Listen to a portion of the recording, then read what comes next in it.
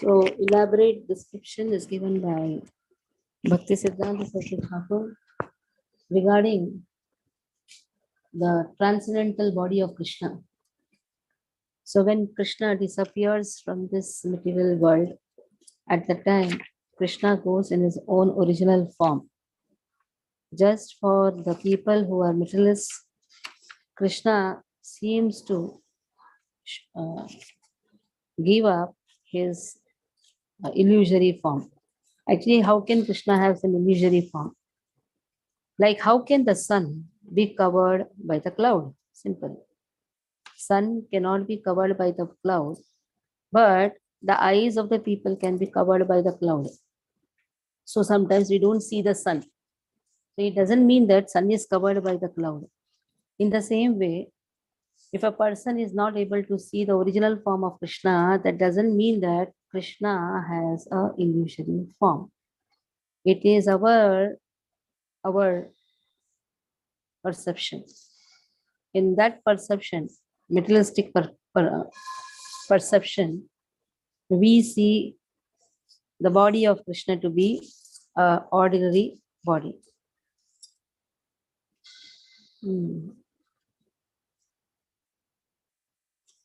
So where are we? Desire to make. Okay. So Sukadeva Goswami, one may ask why the 364th page. Yeah.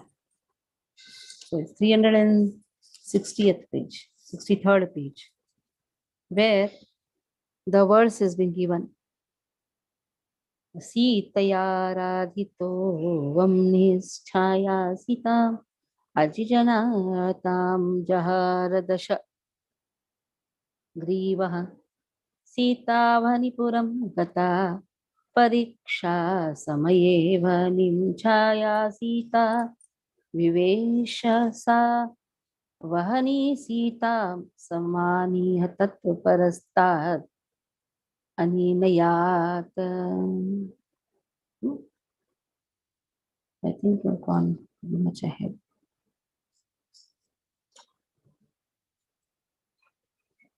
Wait until where are we?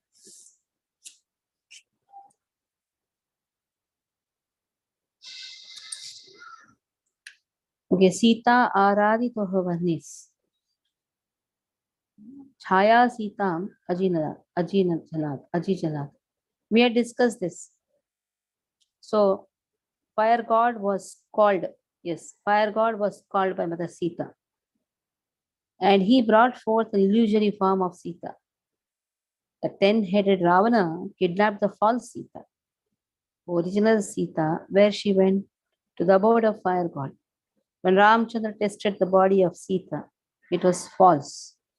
Illusory Sita entered the fire. At the time, fire god brought the original Sita from his abode and delivered her to Lord Ramchandra. So who stays with Ramchandra is the internal potency, and the same internal potency can appear in an illusory form for the conditioned souls. Because Ravana cannot touch Sita. According to the statement from Brihad Agni Puran, materialists have misinterpreted the example of the illusory or false past tense of Ravana kidnapping Sita, the transcendental goddess of fortune, and the foolish person's misconceptions about the personalities like Sri Sankarshan. What to speak of the Yadavas who possess transcendental spiritual bodies? Various other persons who are maintained by Krishna are also not subjected to death. Was Krishna unable to protect his own associates, Yadavas? Therefore, the Yadavas' activities such as giving up their bodies are not real pastimes. Rather, it is most reasonable to accept that they return to Goloka in their same bodies. They are Nityasuris. So Nityasuris are always protected by Krishna. Yadava's activities are not illusory or material. Krishna is always protecting the Yadavas. Yadus are his internal associates. So now one may ask why the Yadavas went back to Godhead in their own bodies when they had no distress of separation from the Lord, because the Lord was present with them. And since the Lord was able to protect his own men and was concerned for the people of this world, then why he did not prolong their stay in this world or have some other associates like Yadavas appear in this world for the benefit of the living entities? The conclusive answer stated in this verse is that both the Lord and the Yadavas have uninterrupted affection for each other. Although the Lord is unlimitedly powerful, after causing the disappearance of the Yadavas, he thought, what is the need for me to remain in this world without the Yadavas? With this in mind, the Lord disclosed that his destination was the same as that attained by the Yadavas, who had returned to the Lord's abode, and thus he no longer wished to keep his form in this world for even a moment. So he went to his own abode. This is given in the Krama Sandarbha. So Lord cannot remain without the devotees, and the devotees also cannot remain without Lord. So this is the conclusion actually. So wherever the devotees are there, Krishna is present. And wherever Krishna is there, devotees are present. So when the Yadus were told to go, those demigods, Nityasuris, who had appeared in the family of the Yadus, they are eternal associates of Lord. Lord wanted them to go back because now the pastime is practically done. So Krishna, when he makes the Yadus go, Krishna also cannot leave without the devotees. So what Krishna did, Krishna also left this abode. Sri Sukadev solaces Parikshit Maharaj, who was distressed upon hearing about the disappearance of the Lord and his associates from the eyes of the world by describing the conclusive truths regarding the Lord's pastime. One should know that Lord's activities of undergoing birth and death are like ordinary embodied souls, are simply acts of illusion. So when Krishna is performing the activities like a human child, it is just to put the materialistic people in illusion. He seems to be scared of mother. He seems to be crying. His two hands are rubbing his eyes. Muhushwasakampa Trirekantha Stitagraivadamo Dharam Bhaktibaddham. So it seems that Krishna is crying, but Krishna is bound by the devotion of Yashoda. But when a normal human being or a conditioned soul sees, he thinks, oh, Krishna has bound her son. Even I can bind my son. So considering oneself as Yashoda, how one can enact the pastime, but one cannot come to the level of Yashoda. One can enact the pastime to relish the Leela of Krishna. Like we have dramas done by our children, elders. So we can enact those pastime to relish the pastime so that again we remember the pastime. So here Krishna's activities are not, they are neither fact, here said, one should know Lord's activities of undergoing birth and death are simply acts of illusion. They are neither factual nor real. Both the birth and death of living entities who possess bodies made of semen and blood are full of happiness and distress. But both the appearance and disappearance of the Lord, who possesses a spiritual body, are completely full of spiritual happiness.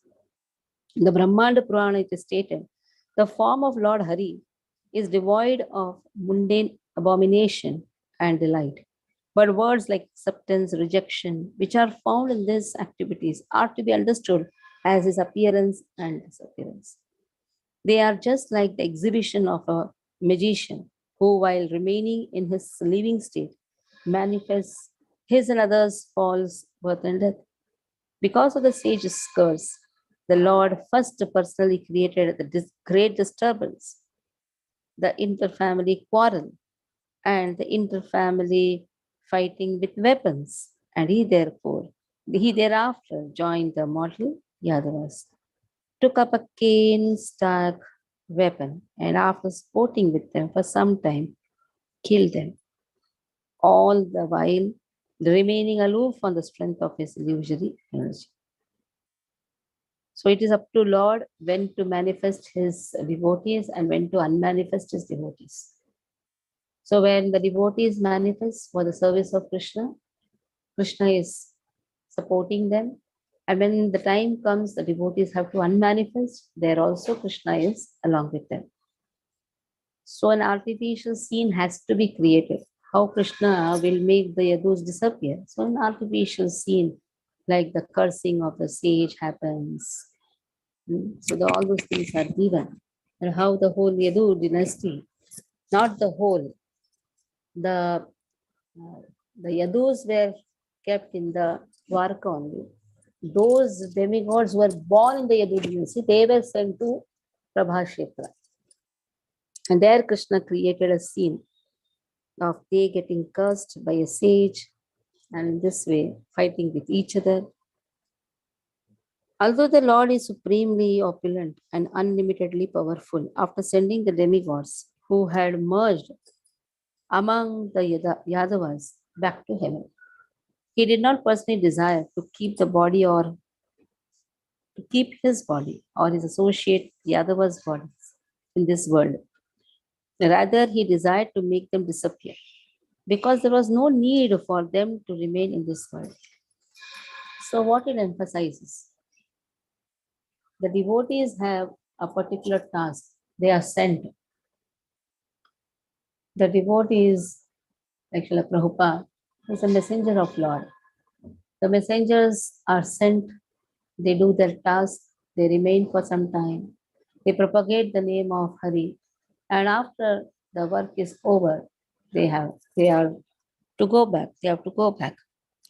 So that time which is being given to his messengers, that time Krishna is always with them, and even while leaving the body also, Krishna is with them. Since the Lord appeared in this world due to the prayers of Brahma and other demigods of heaven, again, simply by their prayers, the Lord exhibited to Brahma and other demigods of heaven his return to Vaikuntha. This is clearly being explained in this verse. If one gives an explanation contrary to this, then it will contradict Uddhava's statement in the Srimad Bhagavatam 3.2.11, and it will be unacceptable to the pure devotees.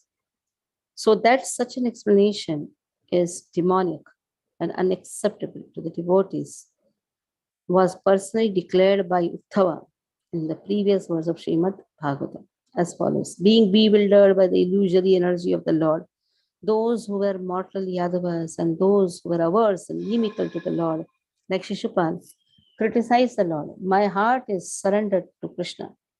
So let my intelligence never be bewildered by such criticism. In other words, those whose intelligence is bewildered by such criticism are certainly fooled by Maya. Sri Vishwanath Thakur gives a statement. So here, pure devotees are completely surrendered to Krishna. So that is why their intelligence is not corrupted. Krishna says, so the intelligence, Krishna says, intelligence of the pure devotees is not corrupted by any criticism. They are not bewildered because they are completely surrendered to Krishna. In his commentary on Mahabharata, 2.79 to 83, Sri Madhvacharya has stated, nowhere it is mentioned that Lord Vishnu takes birth like an ordinary living entity. So where is the question of his death? He is not to be killed or bewildered by anyone. Where is the question of misery for the independent Supreme Lord, who is full of eternal ideas, eternal bliss? Although the Supreme Lord Hari has mastery over the entire universe, he nevertheless shows himself to be as weak as an ordinary farmer in the course of his eternal pastimes. So sometimes it is shown that Krishna is very weak. Krishna acts to. Krishna wants to show that I am Bhakta Paradhini. I'm completely surrendered to my devotees. Acts to be as if he is afraid, running away from the battlefield. So in this way, he likes to act. He's a big actor, expert actor, you can say. But even though in the course of his pastimes, he sometimes forgets his own identity, sometimes searches for Sita while suffering the distress of separation like a hen-pecked husband, sometimes is bound by the ropes of Indrajit. It should be known that these pastimes simply meant for bewildering the demons. Now, activities. Rama knows that Sita is there with fire god. In the abode of fire god, she is there. But then he has to act, no? A perfect act, as if he's crying, wife has left. Nowadays, no husbands cry, the wives leave. They are very happy, get flustered. But Rama is acting as if he is a hen-pecked husband. So here it is said that is just to bewilder the demons. His pastimes like being bewildered by the arrows of the demons, wiping the blood off from his open wound, inquiring from others like an ignorant person, giving up his body, going to heaven, are performed like the drama of an actor simply to bewilder the demons. The devotees, however, know these pastimes are illusory. In other words, they know that these pastimes are simply deceit. The appearance and disappearance pastimes of Lord Shri Hari are not like those of ordinary embodied living entities. Rather, they are all completely faultless. Apart from this, whatever reverses we see bewilder even simple, ignorant, pious persons. And what to speak of the miscreants? It is to be understood that these pastimes of the Lord Hari, are to award fruits to the living entities according to their respective mentalities. So the pastimes give happiness to the devotees. On the contrary, for the demons, it is just a bewilderment. Ananda Chinmaya Rasa Mataya Manasu Yah Pranina Pratifalam Smaratanu Leela Itena Bhuvanani Jayat Tejasram Govinda Madi Purusham Tamaham Bhajami Leela Itena Bhuvanani Jayat Tejasram. When Leelas happen, devotees they do Jai Ghosh to Krishna. If you see Hiranyakashipu called Narsimha, afternoon itself Narsimha came. It is afternoon, but according to the conditions put by Brahma, put by Hiranyakashipu to Brahma, and the predictions given by Brahma to Hiranyakashipu, is that it should not be daytime also, night time also. It should be twilight. Dusk time. So then after itself, Krishna, Lord Narsimha has appeared. Then what he'll do? He'll do some pastime. He'll do some time pass, you can say. A time pass. The pastime contains a time pass also. So what was the time pass? Just allowing Hiranyakashipu to come and hit him with a thunderbolt. So Hiranyakashipu was thinking, I am beating Narsimha. How can Hiranyakashipu's beat even affect Narsimha? And there the demigods are afraid. Now see, they are all pious people. Demigods are counted in the pious people. Now they are afraid, oh, it is because of us that Narsimha has appeared, because of Brahma, and especially Brahma was more afraid. He was in fear. He was thinking, what will happen if suppose Hiranyakashipu wins? Then we all will be put in more in difficulty. So, because Hiranyakashipu is trying to beat Narsimha, Narsimha is not doing anything. He is just laughing and standing. So the pious people are also put in wonder. The demons are completely bewildered. So they think that they are overpowering Lord. When the time came, Krishna tore apart the stomach of Hiranyakashipu. So from the same commentary on Mahabharata, it is stated, although the Supreme Lord and the Master of the living entities, Achyuta, is Satchidananda Vigraha, in his disappearance pastimes of incarnations, in which he does not exhibit illusion or Maya during his appearance. He imitates like an ordinary living entity, giving up his body in order to bewilder the demons and send them to the darkest regions of hell by creating a material body that resembles a rejected dead body. And after leaving it lying on the ground, he personally goes to Vaikuntha. So when they say, oh, we have samadhi of Krishna, what they have seen an illusory body of Lord. That is their eyes. Lord doesn't have any illusion. But to put them in illusion, Krishna artificially creates a body. One should refer to verses 18 to 36 of the Shuddhi Saurabha section of the Yukti Mallika, which was written by the lion-like logician Sri Vadiraj Tirtha, who is celebrated as the second Madhvacharya in Sri Madhva Sampradaya. In verses 37 to 39, they said, if one sees sandalwood with his eyes, then knowledge about the fragrance of that sandalwood is obtained.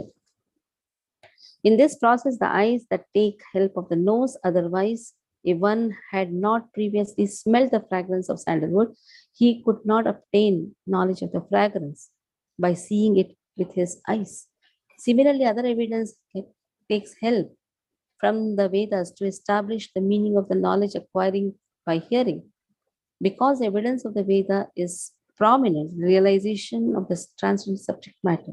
Other evidences like Pratyaksha, Anuman, which are dependent on the Vedas, are unable to serve the purpose of understanding transcendental subject matters due to their conflicting nature. Therefore, in considering the absolute truth, the faulty vision of the ignorant people cannot be considered evidence. So, nice example is given. Because you have seen a sandalwood, but to know whether it is a sandalwood, you need your nose. Like when you go to purchase sandalwood stick, at the time what you do? First thing you do is you take the fragrance. Just by seeing the stick, you don't come to the conclusion that it is a sandalwood. One has to smell the wood. Then a person can come to the conclusion, yes, it is. That means you have taken the help of the nose. In the same way, the help of Vedas has to be taken. Without Vedas, one cannot prove the transcendental truth. So see here, Madhvacharya's commentary. All these commentary will help us to know what our acharyas want to teach us. Somebody asked, Mataji, why read others' commentary? Now here, Bhakti Siddhanta Saraswati Thakur himself is putting the commentary of Vadiraj Tirtha, Madhvacharya. They are all in the disciplic succession. Even in our disciplic succession, we have such an acharyas. We don't want to take their commentaries. Yes, somebody told me Prabhupada books are enough. I said, yes, Prabhupada books are enough to know the truth of other books. Because sometimes there's an argument. If you tell from the scriptures given by Madhvacharya, by Ramanujacharya, immediately, because of incomplete knowledge, we just say Prabhupada books are enough. The answer to this is yes, Prabhupada books are enough. Then why you're sending your children to the colleges and the schools? Sometimes you say chanting is enough. Yes, chanting is enough. Why you get married? Why you have to go for the job? Come and stay in the temple and be peaceful. So when it comes to understanding the Vedas, understanding the scriptures given by acharyas, at that time, immediately, just out of laziness, we don't even read Prabhupada books also. Leave aside just saying Prabhupada books are enough. We are not even reading that. So here, a lot of commentaries Madhvacharya gives from Sridhar Swamipads, from Madhvacharyas, Vallabhacharyas. So why such great acharyas refer to the commentaries of other acharyas? Because to show that we are parallel, it is said, Sadhu Shastra, Guru Sadhu Shastra. Sadhus can come from any sampradayas. Guru belongs to a particular sampradaya. When we have taken the shelter of a guru from a particular sampradaya, what he speaks should be parallel to the sadhus who are speaking in the other sampradayas or the previous sadhus of the same sampradaya. And what they are speaking is evident in the shastras. That is why just one line, chanting is enough. Why do so many rituals? Chanting is enough. Why you're going to office? Why you have a business? Just come, have 2 times prasadam in the temple. Nobody will say don't have. Why you get married? Why you grow your things in the house? Why you need a car? Why you need everything? So, in the same way, Prabhupada books are enough, then why you send your children to read some other books? So all these things we have to understand.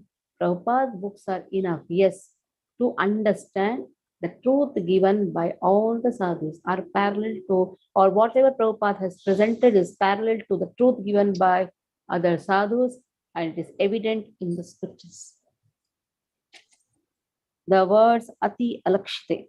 So here, apart from all these, one should carefully discuss Bhagavad Gita, chapter 4, 6, 9, 14, chapter 7, 6 to 7, 24 and 25, chapter 9, 8 to 9, 11 to 13, chapter 10, 3 and 8, chapter 16, 19 and 20. The word ati alakshite is explained in the Bhagavatam 11.31, 8 to 9, wherein Sri Sukadeva Goswami speaks to Parikshit Maharaj as follows. Most of the demigods and higher beings led by Brahma could see Lord Krishna as he was entering his own abode, since he did not reveal his movements.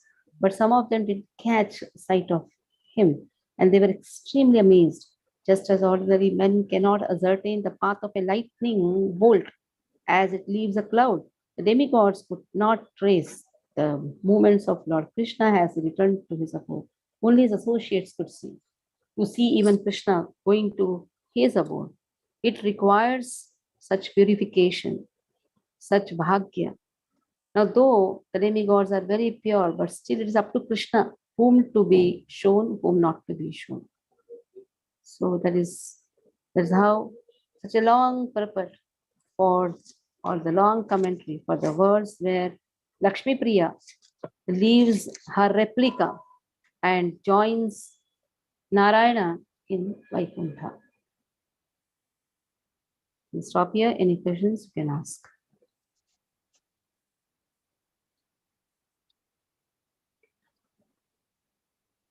So today's announcement. Krishna. Yeah. Who is speaking? Chandarana, Chandraguru. Yeah. Just tell me, Prabhuji. In the purport, it is mentioned about the Yadavas. So I want to understand, are devotees only Yadavas? The devotees of Lord, they appear in the Yadukula. Yadus are considered to be the devotees, but in the same Yadukula, demons also were born. Shishupal is Yadu also is a Yadava? dynasty. Understand? Yadu is a dynasty. Not that all devotees are born in Yadu. In the Yadus, there were demons also. Kamsa comes in Bhoja dynasty. So it is up to Lord in which dynasty demon has to be put, or devotee has to be put. It is just a dynasty, Kula. In the Kula, you can have a demon also, you can have a devotee also. But the demigods were told to appear in the Yadu dynasty. There is Vrishni Parivar, there is Yadu dynasty, there is Bhoja dynasty. These all are the dynasties, Kula. Shishupal is a Yadava or is in another dynasty? Who? Shishupal. Shishupal comes in Yadu dynasty. That is why Shishupal is again mentioned. He comes in Yadu dynasty. He appeared as a demon, na? Okay. Demons are ones who don't trust Krishna, surrender Krishna. Mother can give birth to 2 children. One child will be surrendered to Krishna. One child will not be surrendered to Krishna. So in one sense, one is a devotee, another sense, another person is a demon.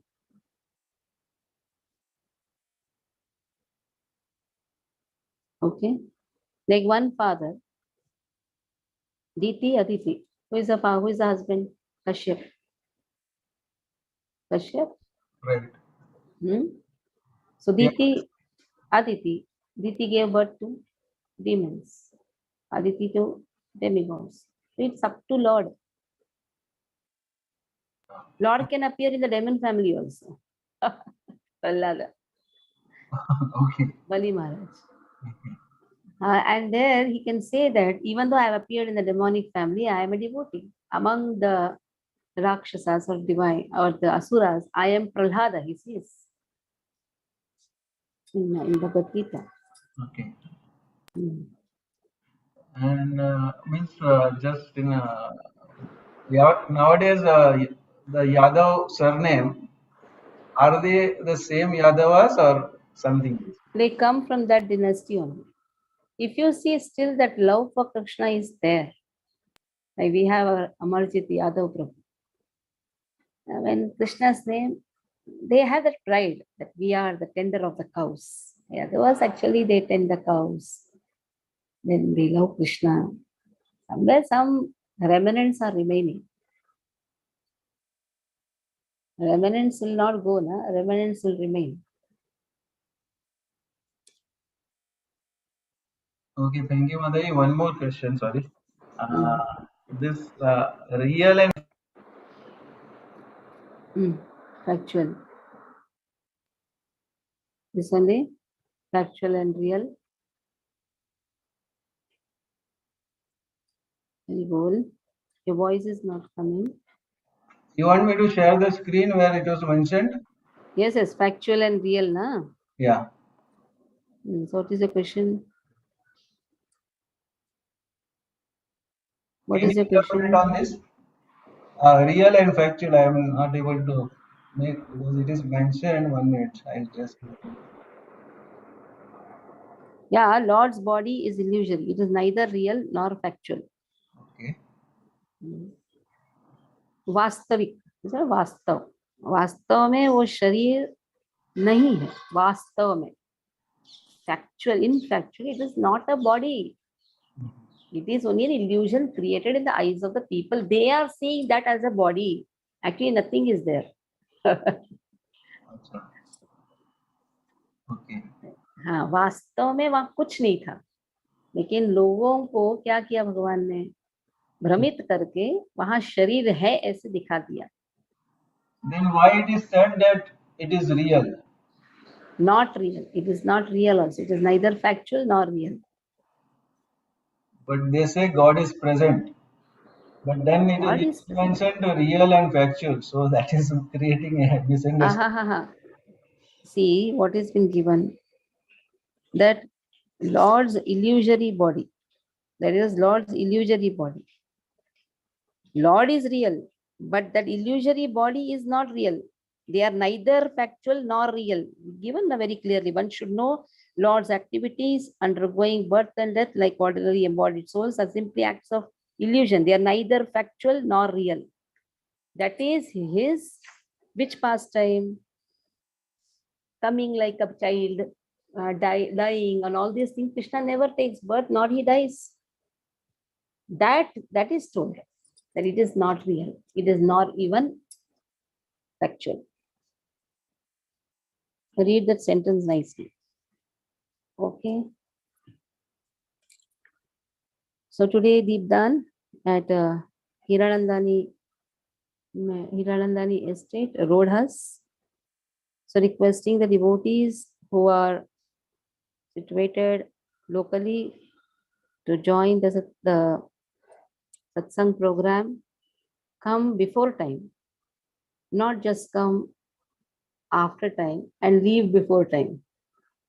There is also a wrong thing. The beauty in the Kalyan congregation is they come before time and they wait till they feed all the new people. And all the devotees go together. That is a beautiful thing, and really it is an appreciating thing. And there that shows the integrity between the devotee. Coming after time, leaving before time, sitting in the first pankti, they all served and they all sat and took prasad later. Let the new people who have come be cared by the devotees group. In Thane, it is exactly opposite. Devotees come after time, leave before time. So Thane devotees have to learn from the Kalyan devotees, and I have been seeing this for the past 15 years. Devotees have that integrity among themselves. They will not eat. They will sit and first serve, and then they will leave. They'll finish or wind up everything. This is known as a family. Or actually, calling oneself a devotee is also a shame. Because in Deepdan, many new people join. Many new people. Let them see the integrity among the devotees. That is more important. Not just come like a visitor, go like a visitor. It is a shame to be called ourselves also as a devotee if we have such attitude.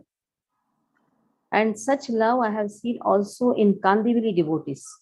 Kandivali devotees will not leave the place till they feed everyone. Don't be in a hurry of going. Don't be so time conscious. Oh, I have to wake up early. Everybody has to wake up early. Everybody, don't just think about one's own sadhana. The more we serve, the more we can understand the word sadhana. If we really want to learn, sometimes come and see how the arrangement are done by Kalyan devotees, Kandivali devotees. In Thane, I have to sit till the last and see that all are eaten or not. In Kalyan, they will ask me, Mataji, you go, we will manage it. In Kandivali also, they give. But here only, they will see that the Kanaya, Niranjan, Balkrishna, which are a whole day, they will be working. These people will come, just eat and then just go. No. Now, from now, I am going to be very strict with Thane devotees. None of the Thane initiated devotees will leave the place till the wind up is done. We are going to a house, we have to see that we are helping them. Even in Thane temple, if we have such attitude, I beg, please don't come for any program. Stop coming if you want to be served. Please come if you want to give service. If you are initiated, please come to give service. If you feel that you should be served, please visit many temples which are there. Juhu is there, Gopinath is there. You have Khargar temple, you have Miraret temple. You can go, do Haribol, eat and come back. Thane temple, Thane devotees, especially initiated devotees, will take up the responsibility. Wait till the whole function is over. This is the strict now. Even if 4 people are there, I don't mind. At least there are sensible 4 people. Instead of having insensible people, better is having 4 good people who will really strive hard, wait till the last. Yesterday, my eyes were having tears. The way they are serving. Moini Mataji's age is 70. Vijay Lakshmi Mataji's age is 65. Nandanandan Prabhu's age is 69. Don't say they are retired. There were people like Puneet Prabhu. He is working person. He also stayed till last. Everyone was staying till last. They are retired now, but when they were working 10 years before also, they used to do. I am seeing Thane devotees, they don't wait. They leave it as it is and just run off. And it is the local Vichara, Balkrishna, everyone, they just wind up clean. How much efforts all are putting? What is the use of putting so much efforts for insensible people? Hare Krishna.